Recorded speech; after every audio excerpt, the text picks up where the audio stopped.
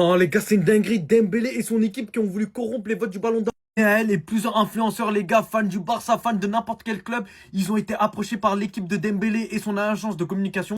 Regardez les gars, ils ont été contactés par une agence de relations publiques pour mener une campagne payante des dizaines de milliers d'euros, les gars, en faveur du parcours de Dembélé au Ballon d'Or. Je ne sais pas qui finance cela, mais je pense que c'est absolument ridicule et que je devais sensibiliser sur le public. Ce mec-là, les gars, il est suivi par les Fabrizio Romano, par des grands groupes comme Golazo. Et il vient ouvertement, les gars, de dénoncer ce que Dembélé a essayé de faire avec son équipe il y a 2 mois de cela. Même il y a quelques mois de cela. Étant donné que, comme vous le savez, les gars, les votes du Ballon d'Or, ils ont été clos la semaine dernière, je crois. Et je comprends pas pourquoi ils ont eu besoin de ça. Je sais pas si c'est faux ou pas, les gars, mais là, c'est en train de faire le tour du monde. C'est déjà à 3 à 4 millions de vues, je crois. Là, je vous parle que d'un créateur, mais il y en a full up, hein. Allez sur votre fil Twitter et vous savez comment Twitter, ça va vite. Vous liez on vient vers toi. Donc là, je pense qu'ils ont dû montrer le nom du groupe. Souhaite de toi une campagne de 1 mois où tu parles de Dembélé en bien pour pouvoir promouvoir et candidater sur sa nomination au Ballon d'Or en tant que numéro 1. On veut des compiles, on veut que tu fasses tout pour promouvoir la campagne de Dembélé. Étant donné ta grande communauté et la crédibilité que tu as sur les réseaux. Non, non, non, non, non. Lamine Yamal blessé. J'espère juste qu'il va pas commencer à enchaîner les blessures. Parce que là, les gars, regardez les détails de sa blessure. Lamine Yamal n'était pas à l'entraînement avec le groupe du Barça aujourd'hui. Problème physique et doute sur sa participation demain face à Valence.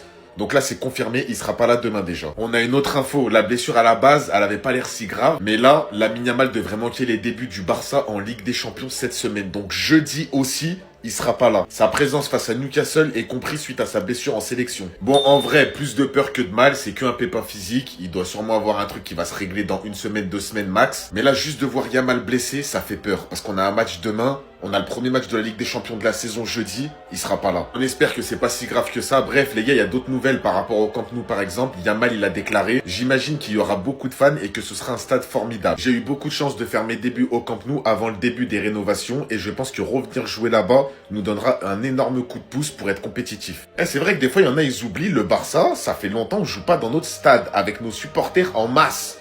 Ça veut dire qu'on va vraiment retourner au Camp Nou, il y aura un truc, les gars. Et ceux qui se demandent c'est quand vraiment qu'on va retourner au Camp Nou, les dates elles sont là. Les différentes dates prévues: 29 novembre, 125 ans du club; 11 mars 2025, Barça-Benfica, ensuite le Classico, le trophée Gamper, Barça-Valence et Barça-PSG. Donc c'est aux alentours de novembre, décembre.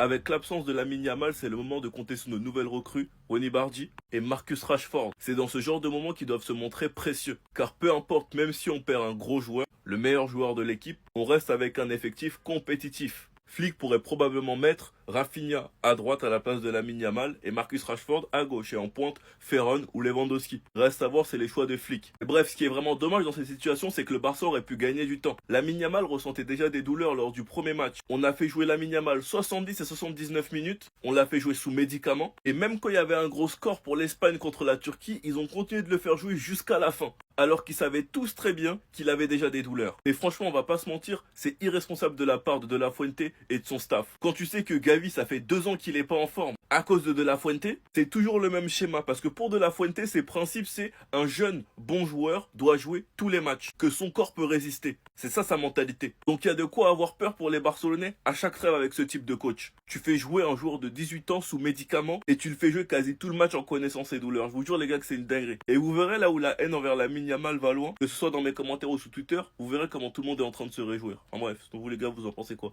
Ramenez-vous sur Snap, on s'ennuie. Niki Nicole, je sais que t'es derrière tout ça, mais je peux pas le prouver. Parce que moi je pensais qu'il était blessé que au dos les gars. Mais en fait non, Lamine Yamal reçoit une gêne au niveau du pubis. Et actuellement incapable de s'entraîner ou de jouer. Ça sert à rien de nous regarder comme as. On t'a rodave. Il est blessé et au dos et au pubis. Mais tu nous prends pour des golemons en fait. La version de la fédération espagnole, c'est qu'à aucun moment, quelqu'un de Barcelone a contacté la RFEF pour signaler un certain risque. Ils ont affirmé que si une anomalie avait été détectée, il n'aurait pas joué. Le dialogue avec Barcelone est toujours maintenu, contrairement à ce qu'a dit Hansi Flick en conférence de presse. Yamal blessé, mais moi je sais sur qui compter. C'est ton heure, crack. Le côté droit, il est pour toi. Ce que t'as montré en préparation, change rien, fais pareil. Joue ton jeu, prends des risques. C'est toi là mon gars.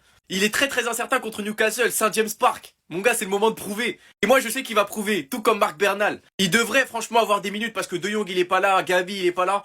Ça sera Pedri Casado qui vont démarrer les rencontres. Mais je pense qu'il aura quand même du temps de jeu, toi aussi. Lâche-toi. Ce qu'on a vu déjà l'année dernière, c'est effrayant. Change rien. Joue libéré comme tu sais faire. Un mec de 17, 18 piges. On a l'impression que c'est un vétéran. Je compte sur vous, Ronny Bardi et Marc Bernal. Franchement, les gars, on compte sur vous. Dites-moi vous en pensez en commentaire, les gars. N'hésitez pas à vous abonner, vous êtes des bons, nous, on avance. C'est pour ça qu'ils l'ont recruté. Maintenant, on comprend tous les choix d'Arsenal. Les Gunners qui s'imposent 3-0 d'entrée de jeu après la trêve, par une démonstration très large de ce qu'ils sont maintenant capables de faire.